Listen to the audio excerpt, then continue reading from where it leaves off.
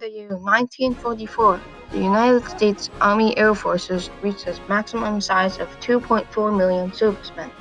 This accounted for 20% of all enlisted U.S. military troops. The AAF operated up to 80,000 planes and flew a total of 2.3 million missions. During World War II, battles began to be fought not just by sea or on land, but also in the air, and the AAF became a very important division of the Army that became more independent and was just as important as the Army or the Navy.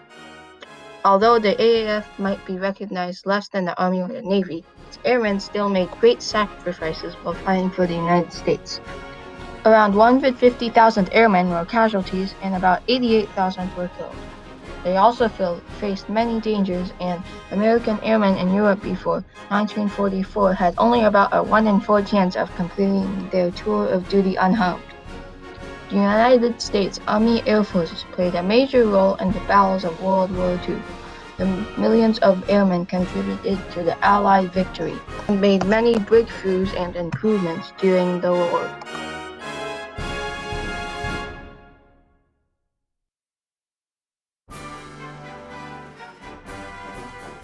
Airplanes were first introduced to the military in 1908 by the Wright brothers and were used in combat during World War I.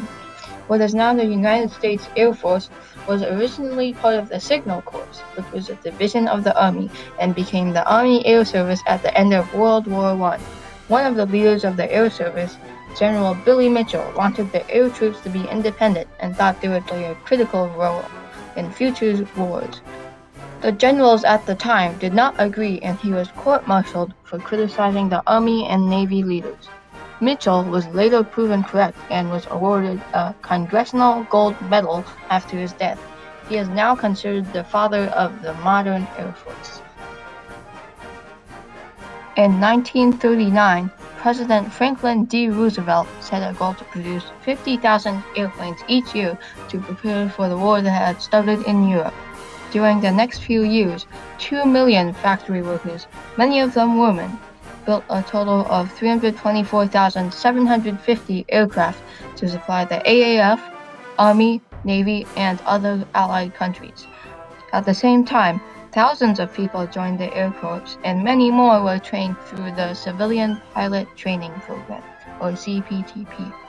In 1941, the War Department created the Army Air Forces to give the expanding Air Corps more independence.